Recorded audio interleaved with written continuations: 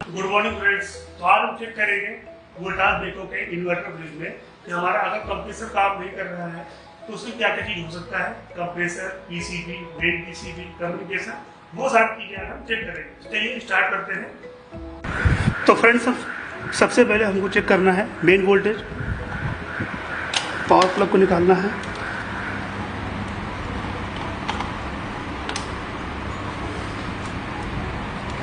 क्योंकि वोल्टेज हमारा आ रहा है 236, यानी कि वोल्टेज की प्रॉब्लम नहीं है, वोल्टेज सही है। तब हम इसके आगे चेक करते हैं पीसीबी में।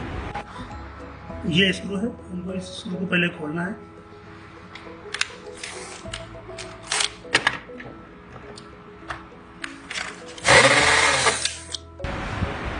अब हम चेक करेंगे मेन सप्लाई। मेन सप्लाई के लिए ये लगी हुई है इन्वर्टर पीसीबी, इसी में मेन सप्लाई होती है। पहले यहाँ पे स्क्रू होता है, स्क्रू को खोलने के बाद फिर हम इसको बाहर निकालेंगे। उसके बाद ये कनेक्टर निकालेंगे कंप्रेसर का। उसके बाद इसको पाइप को बचाते हुए हम इसको बाहर निकालेंगे। इसमें ये लॉक होता है, ये लॉक है।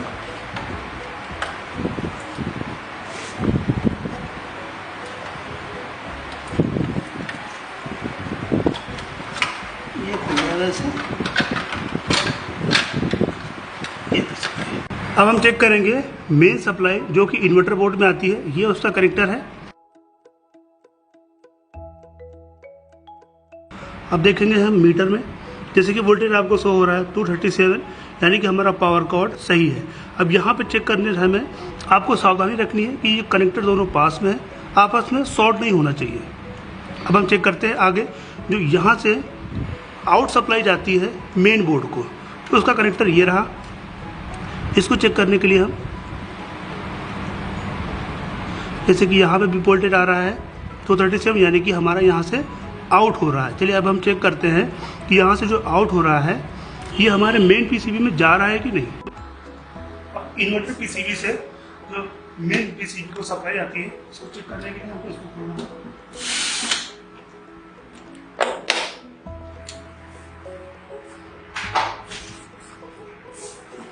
ये है कनेक्टर नंबर 5, इसी में ऐसी सप्लाई आती है। ये और फीडबैक के लिए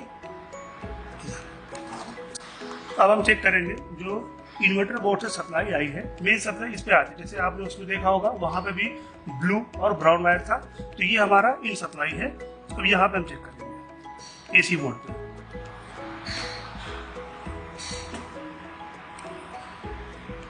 जैसे कि आप देख रहे हैं यहाँ पे वोल्टेज आ रहा है, यानी कि हमारा ये जो इसके अंदर वायर पड़े हुए हैं वायर भी सही है। अगर यहाँ पे वोल्टेज नहीं आ रहा है तो फिर वायर की प्रॉब्लम हो सकती है। अब हम चेक करेंगे कम्युनिकेशन वोल्टेज जो जाता है मेन पीसी, आता है मेन पीसीबी से लेके। अब अगर कंप्रेसर आपका अभी भी नहीं चल रहा है तो अब हम चेक करेंगे मेन पीसीबी से जो निकलता है फीडबैक के लिए हम देखेंगे डायग्राम में इसका नाम होता है वीसीसी प्लस और वीसीसी माइनस, जिसका हमने देखा है कलर कोड ये ब्लू और व्हाइट वायर है। जो हम लगाएंगे, मीटर को सेट करेंगे फ्रीक्वेंसी मोड पे।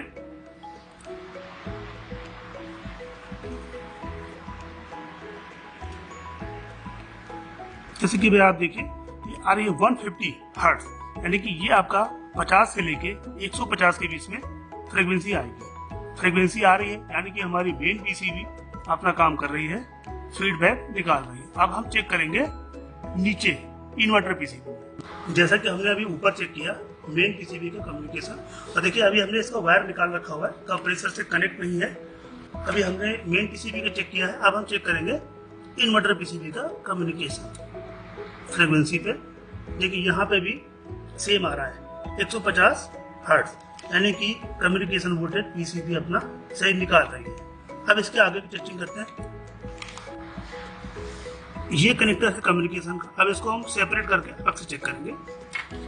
इसको इजीली आराम से निकालना है लॉक की मदद से।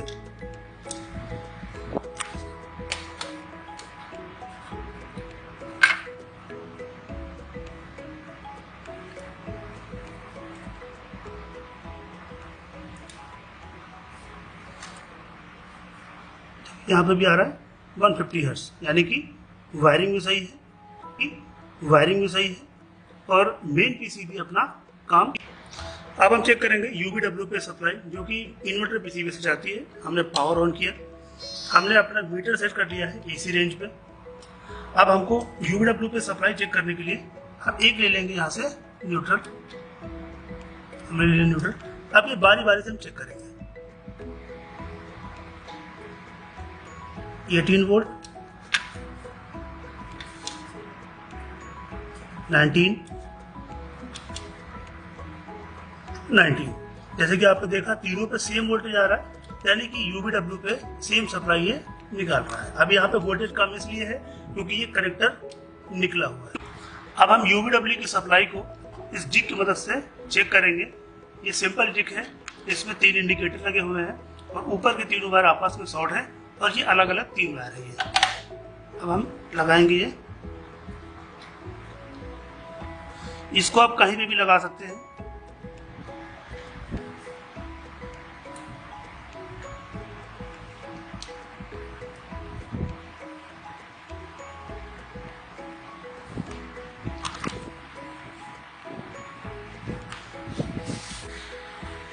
अब हम ऑन करेंगे।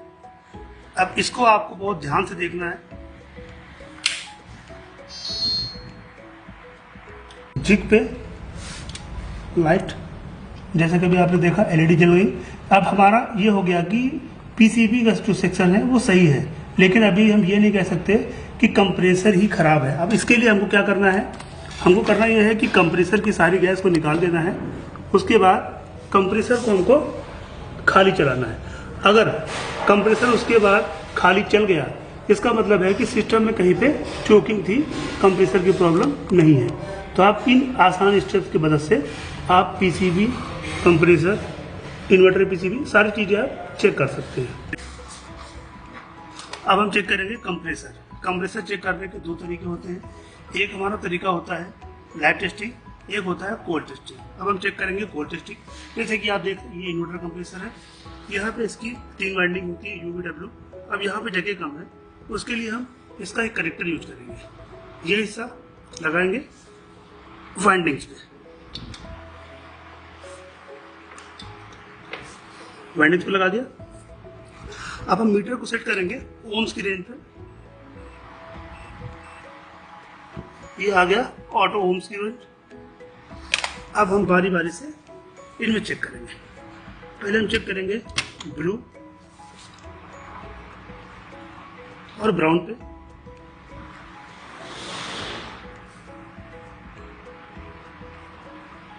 ये 18.6। अब चेक करेंगे ब्लू और ब्लैक पे।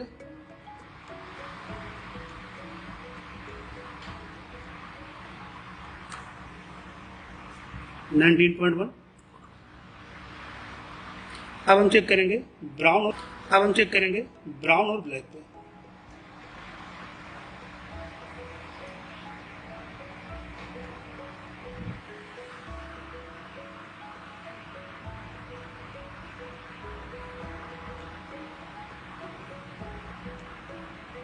तीनों पे लमसम सेम राइट्स आ रही है, यानी कि हमारा कंप्रेसर जो अंदर मोटर है वो ओके है। अब हम चेक करेंगे इसका ग्राउंड चेक करने के लिए तीनों वाइंडिंग को अर्थिंग चेक करेंगे। इसकी हमने रखा ब्लू पे, फिर हम ग्राउंड भी करेंगे।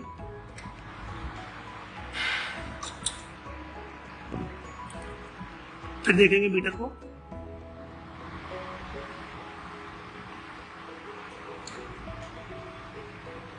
नहीं। अब हम चेक करेंगे ब्राउन,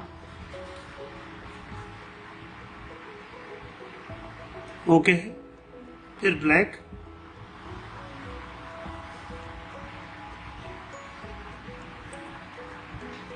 ओके। अब इससे हमको ये पता चल गया है कि हमारा जो कंप्रेसर है वो कोल्ड टेस्टिंग में ओके है। अब दूसरा तरीका है लाइव चेक करने के लिए। लाइव चेक करने के लिए हमको चाहिए होगी इन्वर्टर पीसीबी, और इसमें साथ में आपको कनेक्टर भी मिलेगा। कनेक्टर आप कनेक्ट करेंगे यहाँ पे, दूसरा हिस्सा जाएगा कंप्रेसर में। उसके बाद आपको कंप्रेसर को ऑन करना है पावर सॉकेट से। आप ऑन करेंगे फ्रिज को। उसके बाद अगर आपका कंप्रेसर ऑन हो गया ये सही है, अगर नहीं ऑन हो रहा है तो आपको एक बार दोबारा करना पड़ेगा गैस को निकाल के, गैस आप निकाल देंगे। उसके बाद अगर आपका कंप्रेसर चल गया, इसका मतलब है चोकिंग की प्रॉब्लम थी, कहीं से ब्लॉकेज था, उसके बाद भी अगर नहीं चल रहा तो आपको कंप्रेसर रिप्लेस करने की ज़रूरत पड़ेगी।